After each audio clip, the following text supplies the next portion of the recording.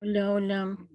Buen día, tarde, noche, madrugada, amanecer, atardecer, como sea que lo vayan a vivir, escuchar este audio, continuar con la lectura. Dice aquí, y no puedo abrir cámara. ¿Cómo usa el castigo el hijo para manipular a los padres? Sobre los castigos. Es extraño que el castigo, considerada la herramienta de los padres para lograr que los hijos hagan lo que ellos quieren que hagan, con frecuencia sea usado por los hijos para manipular a los padres. Un hijo que está dispuesto a recibir el castigo, que no se asusta ante las consecuencias de su comportamiento, tiene la opción de salirse con la suya y hacer lo que quiere hacer. Por ejemplo, tus hijos de 7 y 3 años saben que si corren entre las mesas del restaurante, se van a quedar sin ver la televisión esa noche. Por lo pronto, corren a sus anchas y bien merece la pena quedarse sin ver la televisión, porque además saben que para la noche ya se te habrá olvidado el castigo, porque harán tanto escándalo que para callarlos, los dejas ver su programa favorito. Entonces tus hijos aceptan el castigo impuesto por ti.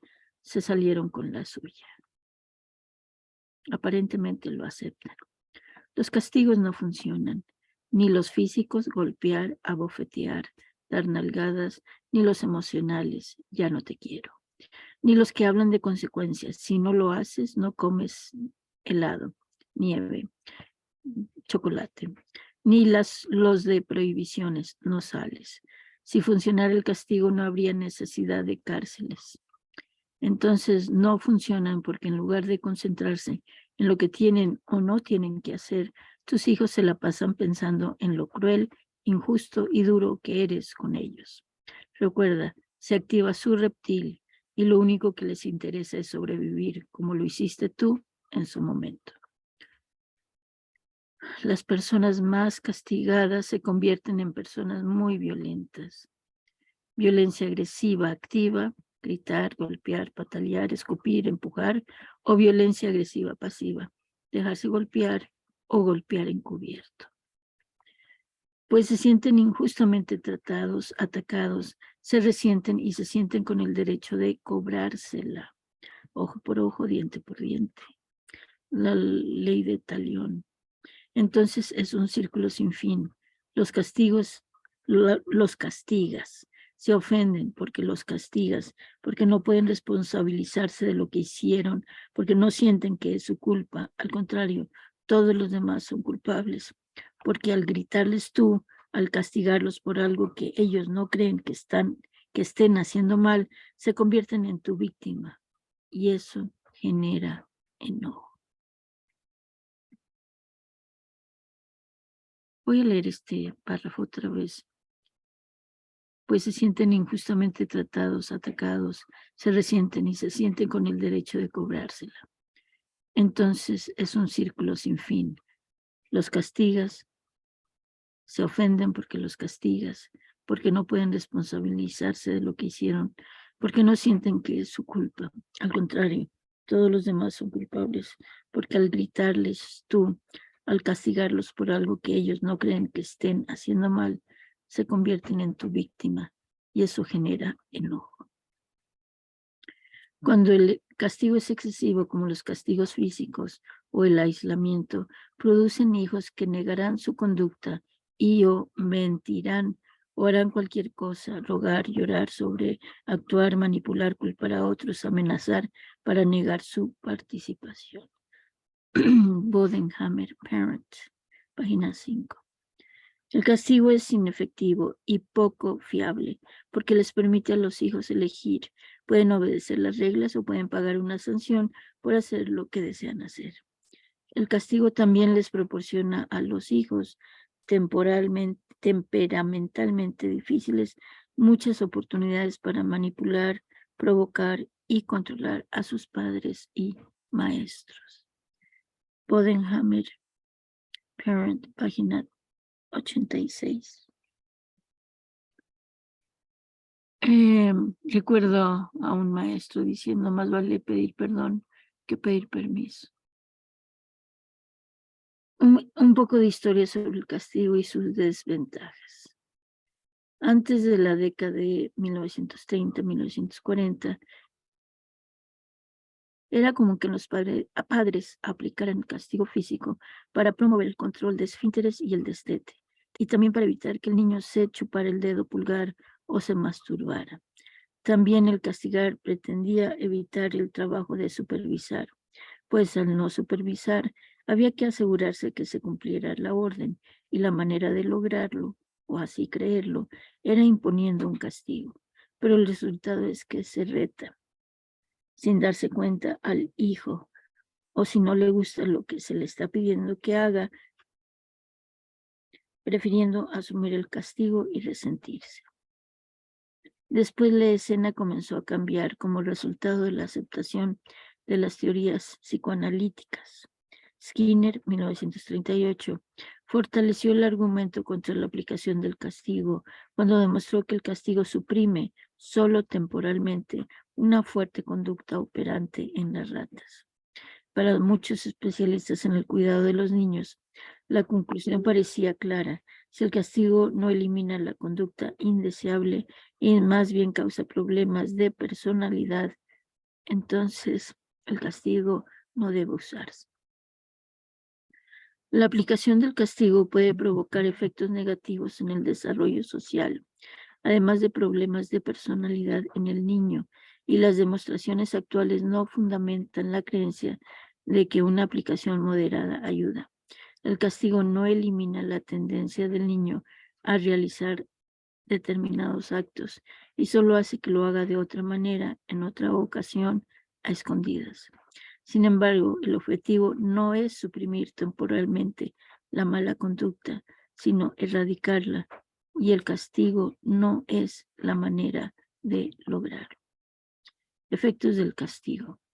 Existen pruebas de que el castigo puede hacer agresivo al niño. Una razón es que los padres sirven como modelo de agresividad, y cuando el niño observa que el empleo de la fuerza, en especial la agresión física o emocional, es un refuerzo eficaz y aceptable para lograr lo deseable, imita esta conducta en su trato con otras personas. Los estudios de la agresión en adolescentes demuestran la estrecha relación entre su agresividad y los patrones de castigo físico que experimentaron durante su niñez. Button, 1973, Walters y Grusek, 1977. El castigo también puede provocar agresividad cuando hace que el niño se sienta frustrado o es muy severo. Asrin y Holz, 1966. Otro efecto es que el niño asocia los sucesos desagradables de castigo con los padres, y en estas circunstancias el niño evita el contacto con ellos. El niño expresa este sentimiento al permanecer menos tiempo con los padres, y cuando está con ellos es grosero y menos sociable. Este es Notepia 88. Bueno, y llegamos a entender que todos los seres humanos, entre los que se incluyen los niños, tienen su propia dignidad, igualdad y derecho a la intimidad corporal. Vamos comprendiendo que pegar y que cualquier otra forma de tratar mal, amenazas crónicas, pellizcos, empujones, etc., son actos primitivos frutos del patriarcado cultural y religioso. Un nuevo estudio basado en grabaciones de audio en tiempo real de padres que practican el correctivo de aislar o dar nalgadas descubrió que el aplicar esos castigos es mucho más común de lo que los padres quisieran admitir, y que al hacerlo los hijos se volvían a comportar mal dentro de los 10 minutos siguientes. Las grabaciones mostraron que los padres respondían ya fuera de manera impulsiva o emocional, en lugar de ser intencionales con su forma de educar. La guía para esta clase de disciplina es que el aislar o dar nalgadas sea poco frecuente, utilizarlo solo en caso de mal comportamiento serio. ¿Quién decide cuál es un mal comportamiento serio? Y únicamente como último recurso, lineamientos los cuales los padres no respetaban. Aquí está en Pexi Salud.org, eurekalert.org, Universidad Metodista del Sur en Dallas, Texas, Estados Unidos, 15 de abril de 2014. El maltrato constituye un abuso de poder y una violación directa de la dignidad innata de nuestra propia existencia corporal. Bradshaw, página 33. A veces ni aun el castigo más severo los obliga a hacer lo que se les está pidiendo que hagan y los convierte en personas irrespetuosas, agresivas, violentas o en lo contrario, en personas inseguras, tímidas, miedosas, hipócritas.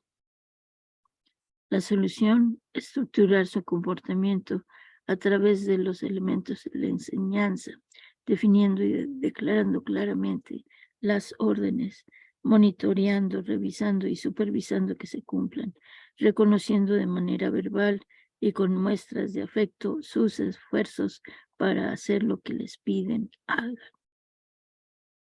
Preguntas. Si funcionara el castigo, no habría necesidad de cárceles. ¿Por qué no funcionan los castigos? Porque generan violencia, resentimiento.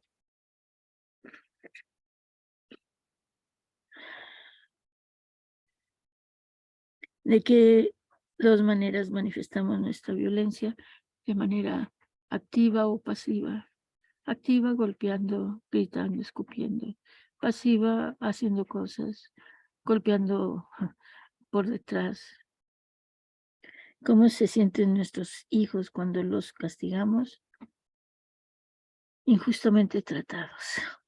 ¿Qué pretendía evitar el castigo? Evitar que el hijo no hiciera lo que le pedimos. ¿Y cuál es el resultado? El contrario. ¿Qué es lo que el castigo no elimina? El comportamiento no deseado. ¿Y qué sí hace? Causar resentimiento. En lugar de castigar, ¿cuál es la solución? Ahí vamos. Consecuencias del castigo físico. Este es de Bodenhammer, Parent in Control. Bueno, los castigos más. Consecuencias del castigo físico. El castigo físico causa más problemas que beneficios.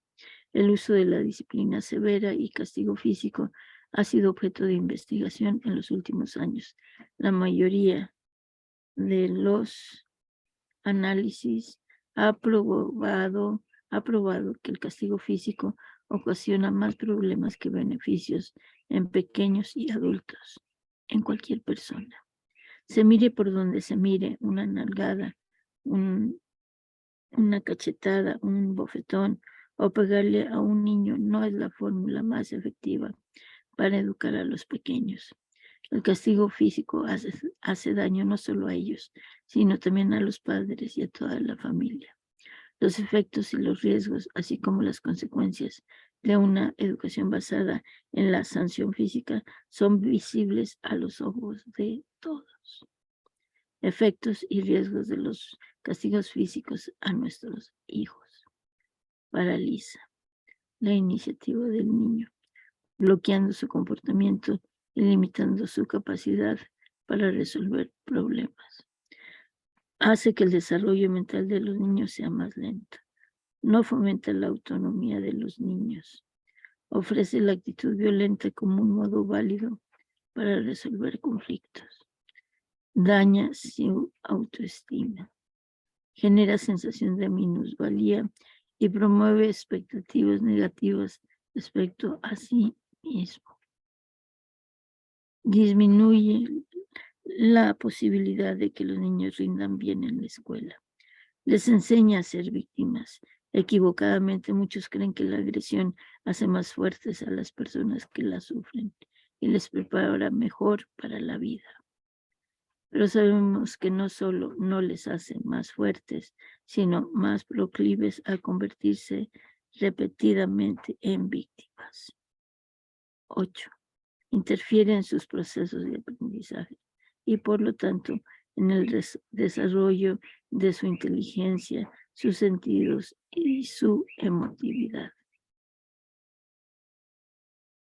Invita a no razonar, al excluir el diálogo y la reflexión.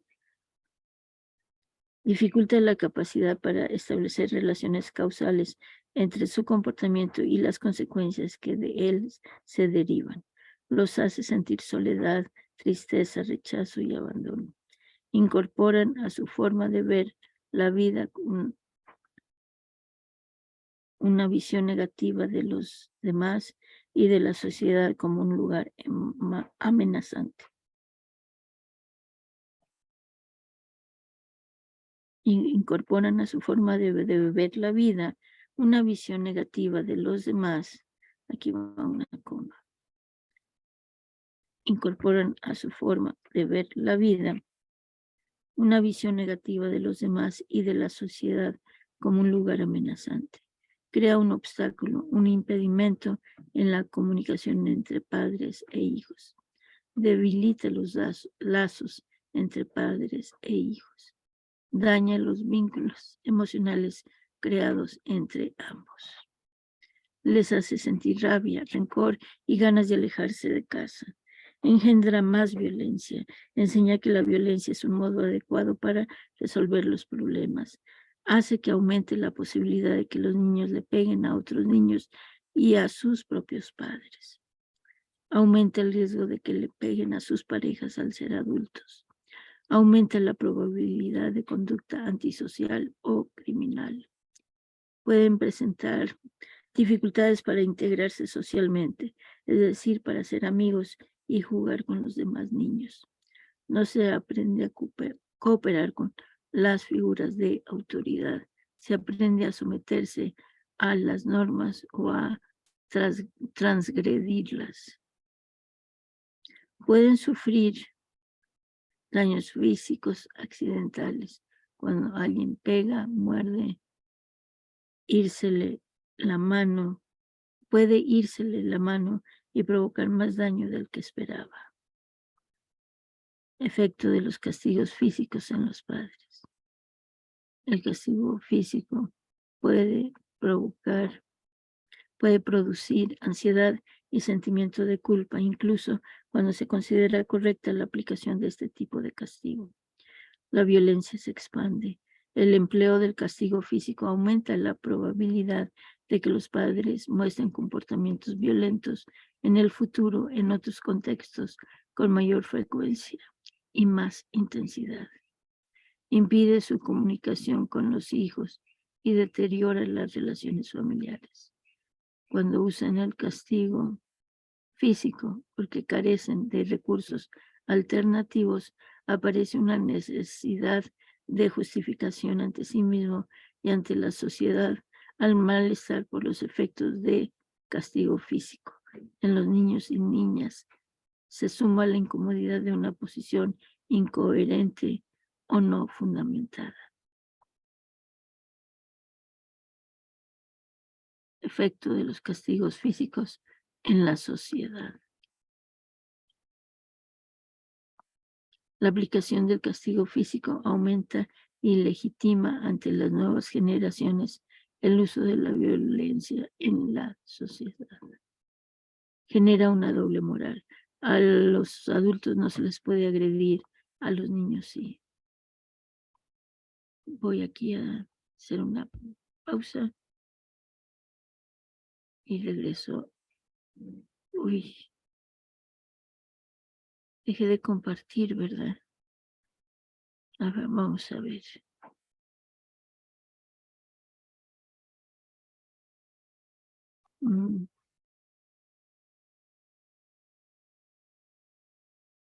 Bueno, sí, dejé de compartir. Bien. Una pausa.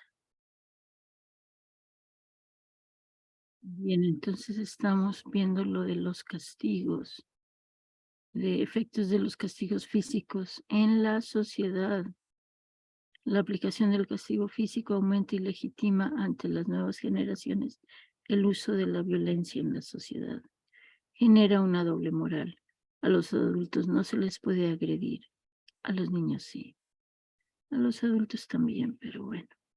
Puede romper lazos familiares, rompiendo la comunicación entre sus miembros e impidiendo que la familia se integre en la sociedad debido al contraste con la democracia. Dificulta la protección de la infancia. Al permitir estas prácticas, la sociedad abandona e ignora el derecho de protección de sus niños.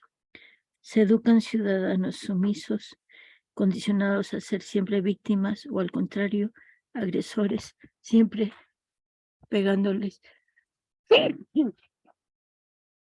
a los demás.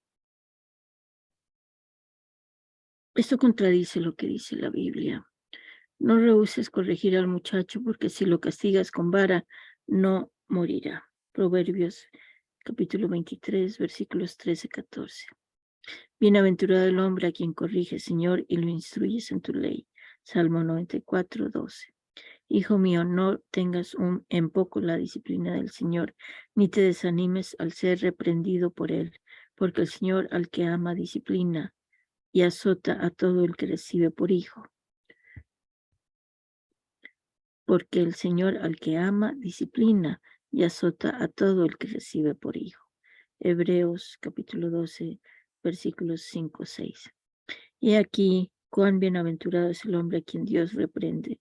No desprecies, pues, la disciplina del Todopoderoso. Job capítulo 5, versículo 17. Sin embargo, el Papa Francisco pidió a los jesuitas no anunciar el Evangelio a bastonazos inquisitorios, sino hacerlo con dulzura, fraternidad y amor. Observación esencial. No solo el castigo físico tiene esas consecuencias, también el castigo verbal, insultar, etiquetar, humillar, criticar, el emocional, aislar, el psicológico, infundir miedo, amenazar, el religioso, Dios castiga. Presentan estos mismos efectos. Dar la orden breve, clara, coherente y ver que se cumpla es la respuesta. Ahí están las citas. Preguntas: ¿qué ocasiona el castigo físico? Más violencia. Algunos efectos y riesgos de los castigos físicos a nuestros hijos, que ellos también los apliquen, que se conviertan en agresores o en personas sumisas, violentas, pasivas. Efectos de los castigos físicos en los padres, pues lo mismo, que puede romper lazos familiares. Esto es en la sociedad. Y en los padres puede producir ansiedad y sentimiento de culpa, se expande la violencia, impide su comunicación con los hijos, deteriora las relaciones familiares. Aparece una necesidad de justificación también. Y en la sociedad aumenta y legitima la violencia en la sociedad, genera una doble moral, puede romper lazos familiares, dificulta la protección de la infancia.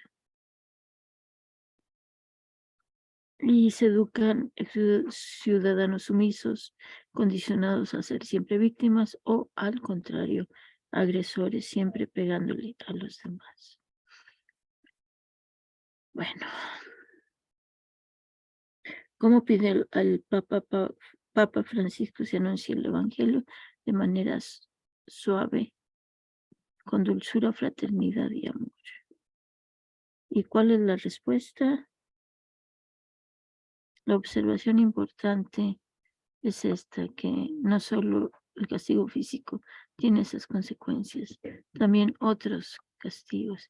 Y dar la orden breve, clara, coherente y ver que se cumpla es la respuesta.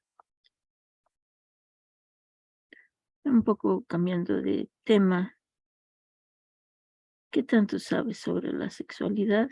Están 3 bebés en un cunero, uno le dice al otro: ¿tú qué eres, niña o niño? El bebé levanta la cobijita, mira hacia abajo y contesta: niña. ¿Y tú? El bebé que había preguntado levanta la cobijita, mira hacia abajo, dice el niño. Al otro bebé le pregunta, ¿y tú qué eres? El bebé levanta la cobijita, mira hacia abajo y sorprendido responde, no sé, mi cobijita es amarilla. ¿Falso o verdadero? Muchos adultos consideran el sexo como una debilidad y como algo sucio. Es mejor que los niños aprendan solos sobre la sexualidad. Hay que darle al niño más información de lo que preguntan. No, eso no, no funciona así, ¿eh? Hay que esperar a que ellos pregunten. Y sí, algunos adultos consideran el sexo como una debilidad y algo sucio. Y es mejor que los niños aprendan solo sobre la sexualidad. No, siempre ayuda que alguien los guíe. Solo hay que contestar lo que el niño pregunte, correcto. No tiene caso ir más allá en explicaciones, con lo cual podrían confundirlo, correcto. El niño solo preguntará lo que puede entender, correcto. El sexo es una característica normal de la humanidad. Se nace inevitablemente con él y se lleva toda la vida. Bien o mal, como mejor se puede, correcto. Los discapacitados, como los niños, no tienen necesidades sexuales, falso. Los padres de familia prefieren no tocar el tema de la sexualidad, así es. Muchos, ahora ya está cambiando. Algunos padres sobreprotegen a sus hijos, ignorando sus necesidades sexuales también. Una persona con discapacidad intelectual no tiene interés por lo erótico, falso. Si queda embarazada una mujer con discapacidad, el hijo heredará el trastorno, no necesariamente. Ni los discapacitados ni los niños pueden controlar sus impulsos sexuales. Nadie podemos. Bueno, los adultos sí, parece. Todos desde que nacemos tenemos un sexo definido. Somos seres sexuados, sí, aunque hay hermafroditas que tienen los dos sexos. La sexualidad es mucho más que el acto coital, sí. La sexualidad son besos, caricias, abrazos. Ah, ¿sí o no? Vamos a ver, es la 16. Verdadero, eso y muchas otras cosas más, coqueteos, ternura, claro. Ahí están las respuestas. El humano, sin importar edad ni circunstancias, tiene necesidades sexuales de contacto físico, tocar y ser tocado, sentir y buscar placer, acariciar y ser acariciado, correcto. ¿Cualquier contacto físico puede despertar deseos sexuales en cualquiera? No. ¿Toda mujer quiere ser madre? No. ¿Y todo hombre quiere ser padre? No. Falso. ¿Cualquier mujer que lleve la iniciativa en las relaciones sexuales es una inmoral? No, falso. El hombre siempre está dispuesto, falso. El hombre debe llevar la iniciativa en las relaciones sexuales, falso. Si no hay penetración, no se tiene una relación sexual completa, falso. Todos los problemas de pareja se arreglan en la cama, no. Si realmente funciona el sexo, la pareja funciona, no necesariamente. A veces sí, a veces no. El hombre debe aguantar hasta que la mujer haya tenido un orgasmo. Ay, no sé. Vamos a ver qué dice acá. Las estadísticas, según este texto. Falso, no debe esperar. Bien. 26. El hombre siempre sabe cómo llevar las relaciones sexuales. No. Un verdadero hombre no llora ni expresa sus sentimientos. Falso. El orgasmo es obligatorio en la relación sexual. Falso. Las tareas de la casa, así como la educación de los hijos, le pertenece a la mujer. Falso. El centro de nuestro placer está en el cerebro. Cierto. Ah, verdadero. El centro del placer está en nuestro cerebro. Ay, por cierto. Bueno, continuamos con la sexualidad. Los humanos, como todo ser vivo, tenemos un ciclo de vida: nacer, crecer, desarrollarnos, reproducirnos y morir. Para cumplirlo, estamos dotados biológicamente de los órganos necesarios y de memorias celulares. Para garantizar la reproducción existen dos géneros de humanos, los de sexo masculino y los de sexo femenino, es decir, hombre y mujer. Estos se diferencian el uno del otro por sus órganos sexuales que les permiten reproducirse y conservar la especie a través de relaciones sexuales. Esta división no solo se limita al ámbito biológico y reproductivo, sino que tiene profundas implicaciones con la vida social, pues hizo posible la organización en familias, clanes, tribus, poblados y ciudades. El hecho de ser hombres o mujeres obliga a tener ciertas actitudes ante la vida y ante la sociedad.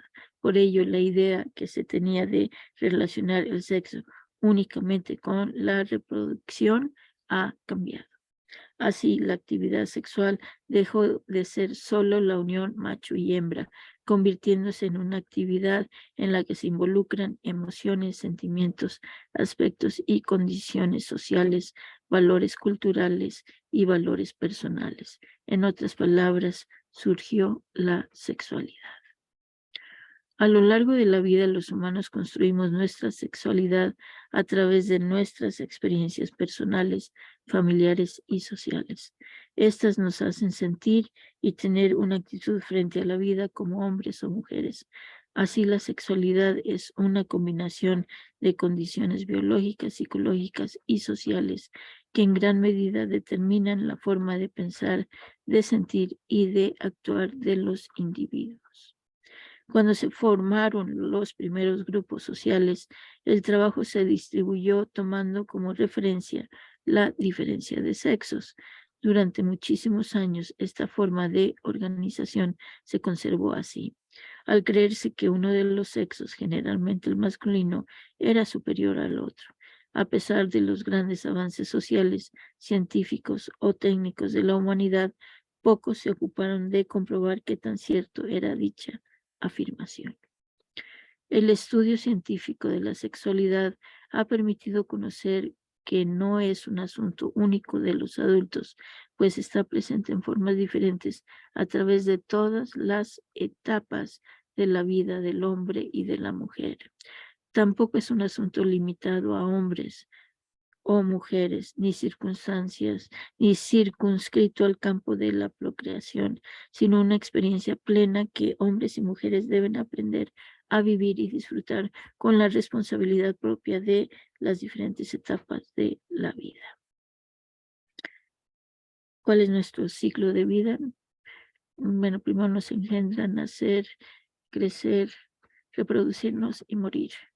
Y para cumplirlos, pues en la parte biológica, teniendo hijos, en la parte no biológica con proyectos.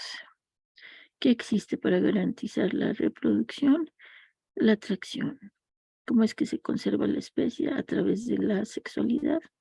Esta división tiene profundas implicaciones ya no me acuerdo.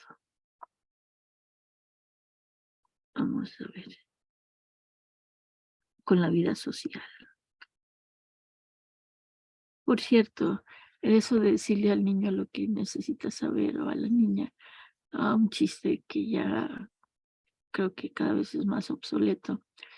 Una niña llega con su papá y su mamá, mamá, mamá, papá, papá, ¿qué es pene? Y se asustan los padres y dicen, Dios mío, este chiste es del siglo pasado, por favor. Entonces van con el sacerdote y dicen, ay, nuestra hija ya nos preguntó qué es pene, qué es un pene. Y el sacerdote atinadamente, a veces lo ponen como el sacerdote, a veces el psicólogo, a veces como el padre, el amigo de la casa o la amiga, y le pregunta a la niña, ¿dónde escuchaste esa palabra? Y dice, en catecismo, la maestra dijo que oráramos para que su alma no pene. Bueno, curioso que la misma palabra como sustantivo y verbo tiene significados diferentes. Bueno. Lo recordé cuando estaba leyendo eso y luego se me olvidó y luego lo volví. El hecho, el hecho de ser hombres o mujeres nos obliga a tener ciertos roles, que ha cambiado la percepción, que dejó de ser la actividad sexual solo para procrear y ahora es para otras cosas. También sentir bonito. ¿En qué se ha convertido? Vamos a ver.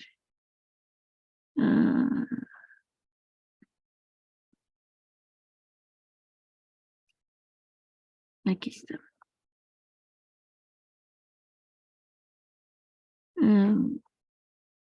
¿En qué se ha convertido? Dejó de ser la unión macho y hembra y surgió la sexualidad. Bueno, ¿en qué se ha convertido?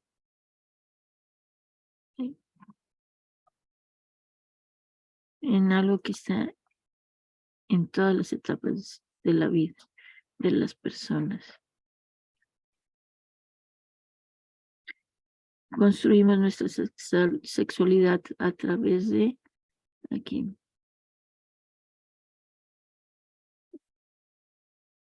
Aquí. En que se ha convertido no solo es la unión macho y hembra, convirtiéndose en una actividad en la que se involucran emociones, sentimientos, aspectos y condiciones sociales, valores culturales y valores personales. Y construimos nuestra sexualidad a través de nuestras experiencias personales, familiares y sociales. ¿Qué es la sexualidad?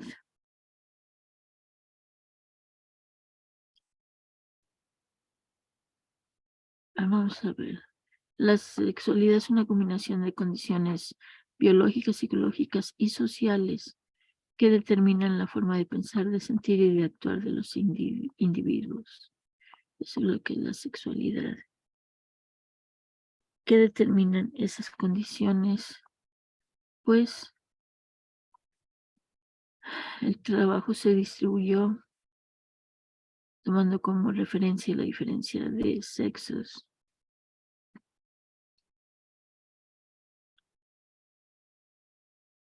Ay,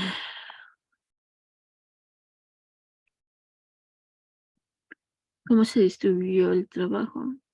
Referente a los sexos, aunque eso cada vez ya cambió. La sexualidad está presente en formas diferentes, ¿sí? Está presente en formas diferentes a través de todas las etapas de la vida del hombre y de la mujer.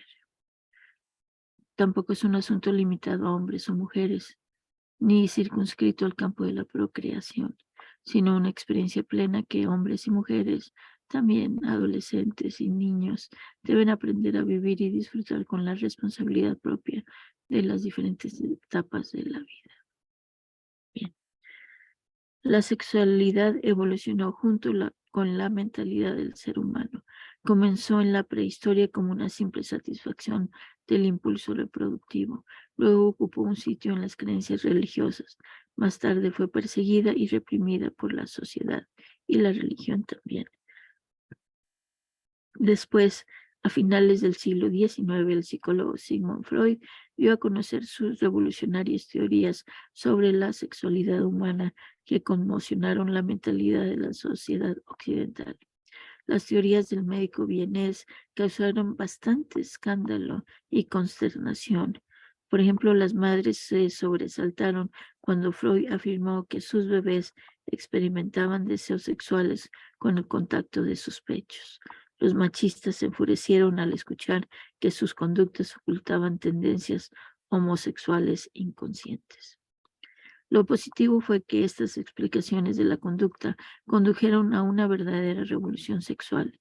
Hombres y mujeres comenzaron a preocuparse por entender mejor el desarrollo de sus capacidades y habilidades sexuales. Si bien las dos guerras mundiales detuvieron temporalmente la preocupación de los científicos por redescubrir el cuerpo y sus posibilidades eróticas, pues estaban dedicados a la investigación bélica, la incertidumbre de la guerra no redujo, sino aumentó la permisividad sexual en la sociedad que a corto plazo propiciaría la liberación conceptual sobre el sexo. A partir de la posguerra, el interés por las técnicas sexuales creció a un ritmo sorprendente. Actualmente la civilización intenta desarrollarla de una manera plena y racional para superar los excesos a los que ha conducido, en parte, la revolución sexual de las 3 últimas décadas. Y ahora, en lugar de estar adivinando las preguntas, vamos a dividir la página. Y aquí están las preguntas. ¿Qué evolucionó junto con la mentalidad del sexo, del ser humano, el sexo? La sexualidad evolucionó junto con la mentalidad del ser humano. ¿Cómo comenzó en la prehistoria? Comenzó en la prehistoria como una simple satisfacción del impulso reproductivo. Luego ocupó un sitio en las creencias religiosas. Más tarde fue perseguida y reprimida por la sociedad y por la religión. ¿Por qué? Porque los papás estaban teniendo hijos con las hijas, las mamás con los hijos, y adivinen que los bebés salen muy defectuosos. Es decir, no salen sanos, salen con deficiencias físicas, y es normal que así sea.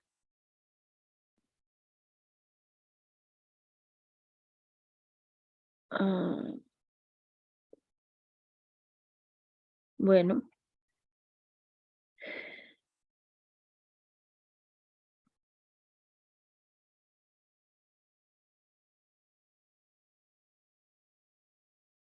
bien.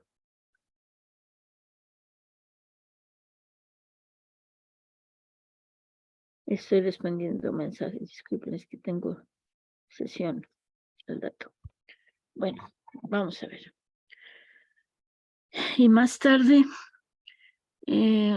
primero es una simple satisfacción del impulso reproductivo, luego ocupó un sitio en las creencias religiosas, más tarde fue perseguida y reprimida por la sociedad y por la religión.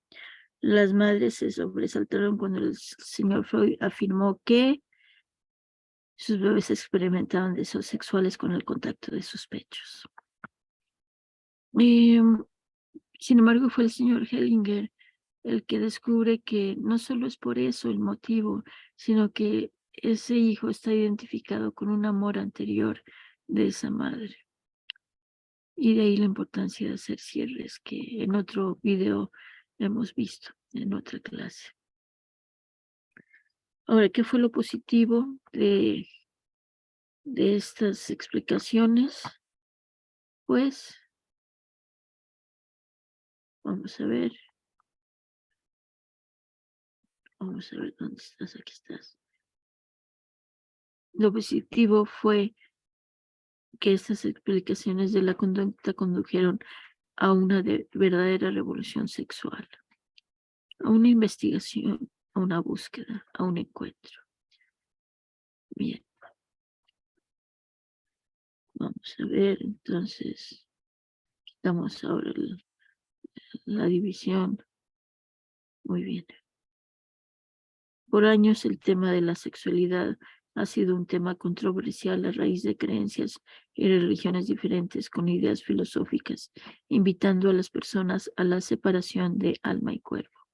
Todo lo que fueran considerados acciones del alma eran nobles y superiores, y lo que provenía del cuerpo eran groseras e inferiores, convirtiendo así el sexo en un tabú, en algo prohibido. Por lo tanto, el tema de la sexualidad estaba entre los temas prohibidos, añadiendo que solo hasta finales del siglo XIX se ha dado a conocer científicamente el proceso de gestación, el ciclo menstrual, la importancia hormonal, entre otros temas.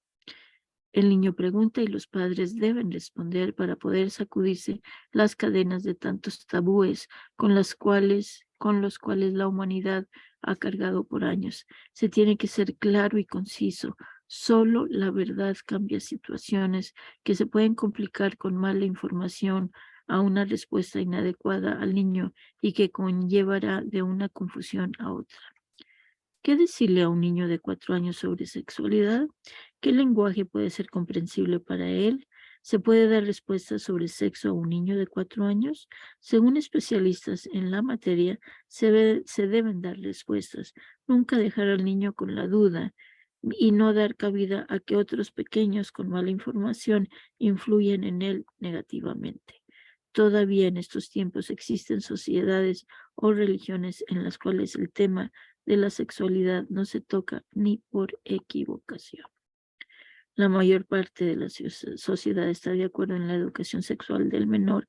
Sin embargo, la opinión de especialistas armados con los conocimientos de la psicología y medicina es solo contestar lo que el niño pregunte y no ir más allá en explicaciones con la cual podrían confundirlo, pues el niño solo preguntará lo que puede entender. Otra sugerencia que dan los especialistas es no mentirles, hablarles con la verdad. Si no se cuenta con la preparación para poder contestar, existen muchos manuales o libros de apoyo escritos por gente preparada, reconocidos y confiables de los que puede echar mano. En muchas ocasiones no encuentran de inmediato las palabras o respuestas adecuadas a la pregunta normal que inocentemente hacen los pequeños. Por eso, con tiempo deben prepararse en este sentido para que se pueda dar la respuesta correcta. Por años el tema de la sexualidad ha sido un tema tabú, como eran consideradas las acciones del alma como buenas y nobles y benditas, y las que provenían del cuerpo como algo sucio y feo. ¿En qué convirtieron al sexo? No me acuerdo en qué lo convirtieron. En un tabú, seguramente.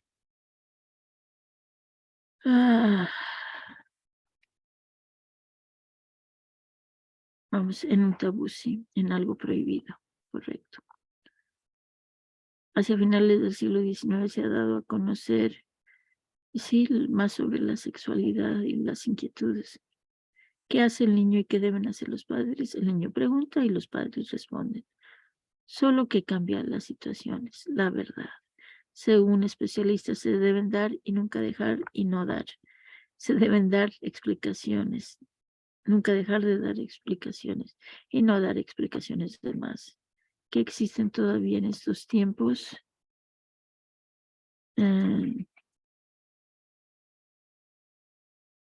muchos manuales y libros de apoyo.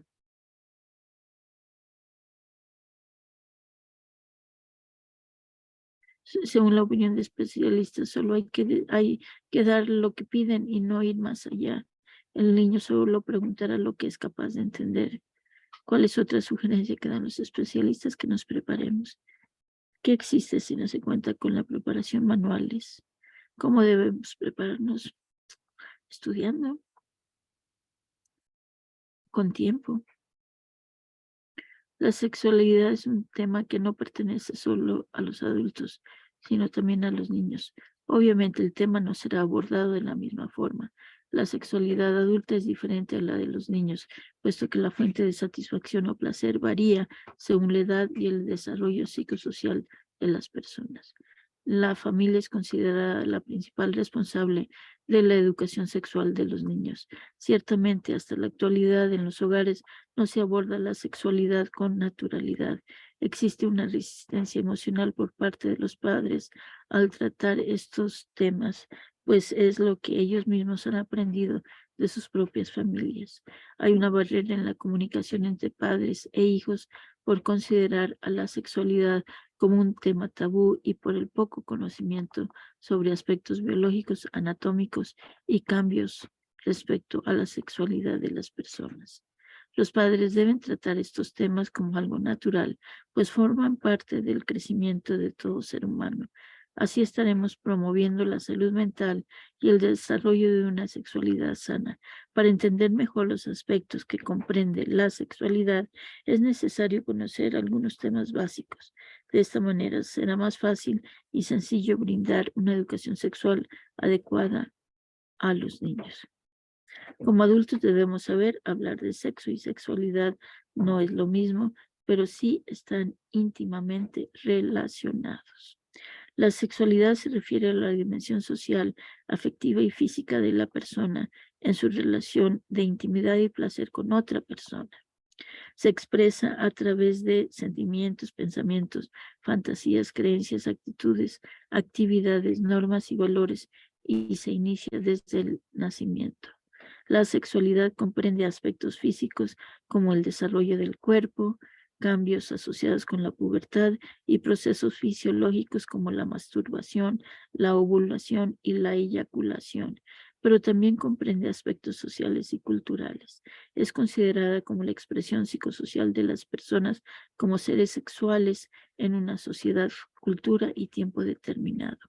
Es decir, es la forma como las personas viven su condición de mujer o de hombre según el aprendizaje sociocultural o el control social al que están impuestos. Todo ser humano está relacionado íntimamente con su sexualidad desde que nace.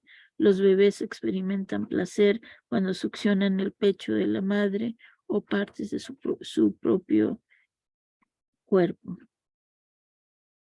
El sexo es el conjunto de características anatómicas y fisiológicas que hacen diferente al varón de la mujer y que al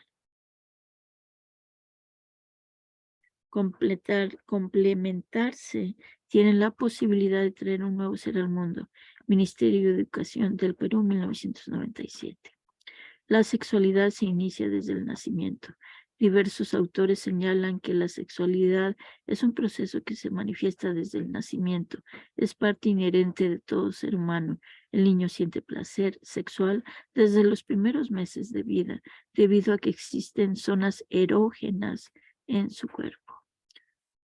Desde el nacimiento hasta el primer año, la fuente de placer será la zona de la boca. Por ello, al niño le agrada succionar, se chupa los dedos, se lleva los objetos a la boca y los muerde. Luego, entre los 2 y 3 años, la zona erógena será la región anal y estará vinculado con el control de esfínteres. El niño se interesa por su cuerpo y por su sexualidad. A partir de los 3 años aumenta su curiosidad y disfruta de observar a los demás y de exhibirse. Comienza a reconocer las diferencias y descubre sus genitales y se da cuenta que siente placer tocándose. Percibe que los hombres tienen pene y orinan de pie y las mujeres vagina y lo hacen sentar. Ve que existe entre su cuerpo y el de los adultos. Empieza a jugar al doctor o al papá y la mamá. Esto le permite explorar su cuerpo y descubrir aspectos de su sexualidad.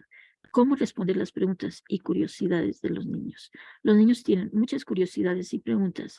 Estas se centran en temas sobre el origen de los niños y las diferencias entre varones y mujeres. Para responder adecuadamente a las interrogantes de los niños, es necesario primero averiguar qué es lo que desea saber su niño exactamente. Segundo, pensar cuánta información debe darle y cuánta información pueda entender. Para responder a las preguntas de los niños, los padres deben primero devolverle la pregunta para conocer lo que sabe del tema y conversar libremente con él para tener claro sus dudas y conocer qué es lo que necesita saber realmente. Responder solo lo que el niño necesita saber de manera clara y sencilla, acorde con su edad y nivel de comprensión. Evitar explicar más allá del interés del niño, pues puede terminar por confundirlo. Utilizar los nombres correctos de las partes de nuestro cuerpo. No dejarlo con dudas. Si no sabe, dígale que hay cosas que usted tampoco sabe por completo y que va a averiguarlo para responderle mejor. Propiciar un clima de confianza y afecto en toda conversación que tengan padres e hijos. Muy bien. Y aquí nos detenemos un poquito. Y después veremos. Sigue la recapitulación. Vamos ahora a continuar leyendo.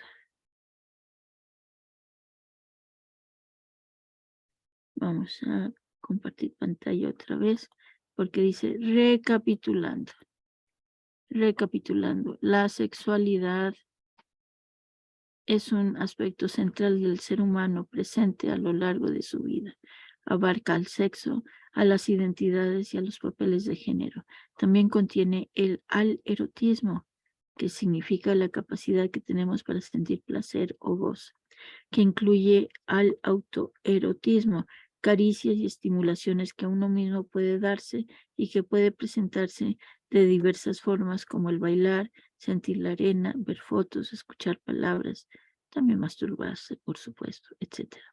A la intimidad, a la orientación sexual y a la reproducción, un proceso biológico que permite la creación de nuevos organismos, siendo una característica común de todas las formas de vida conocidas y se da entre dos individuos de distinto sexo, hombre y mujer. Y la reproducción. La no reproducción se da entre personas del mismo sexo también. La sexualidad se vive y se expresa a través de pensamientos, fantasías, deseos, creencias, actitudes, valores, conductas, prácticas, roles y relaciones interpersonales. La sexualidad está influida por la interacción de factores biológicos, psicológicos, sociales, económicos, políticos,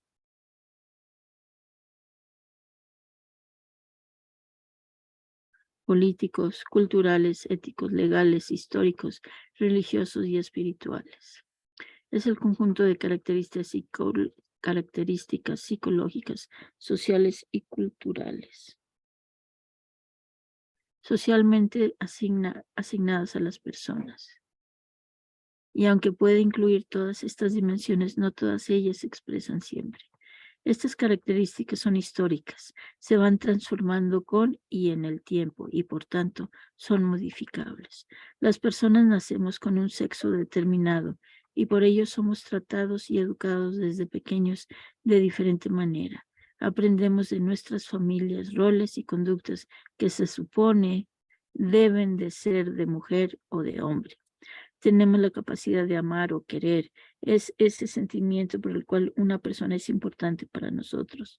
Todos los necesitamos, todos los necesitamos, o todos necesitamos sentirnos queridos y a su vez querer a otros nos causa satisfacción, felicidad.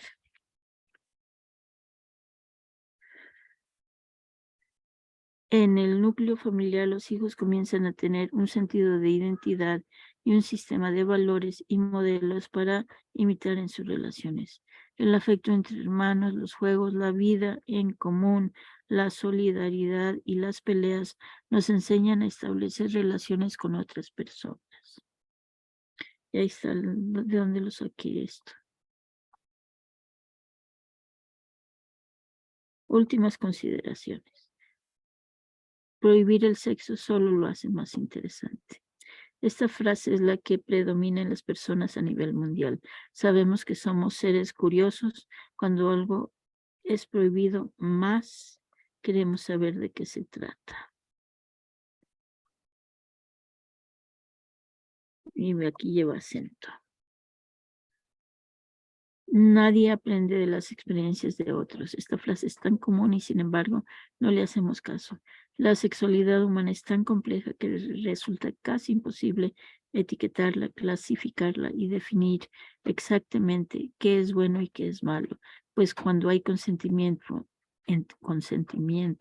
entre dos adultos, todo está permitido. Por eso se recomienda tener conocimientos básicos de la sexualidad humana antes de iniciar una vida sexualmente activa. Esa es la primera herramienta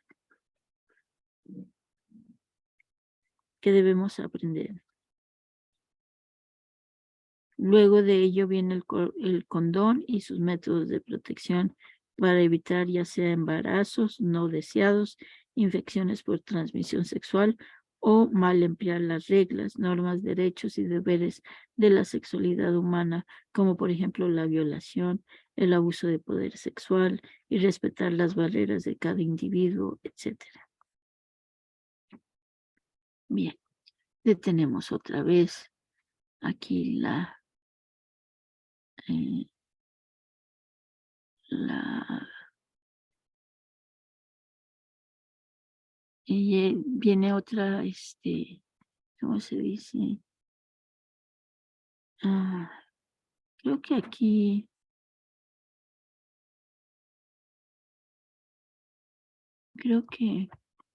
le detengo porque ya sigue otro tema, un tema, sí, aquí le dejo, aquí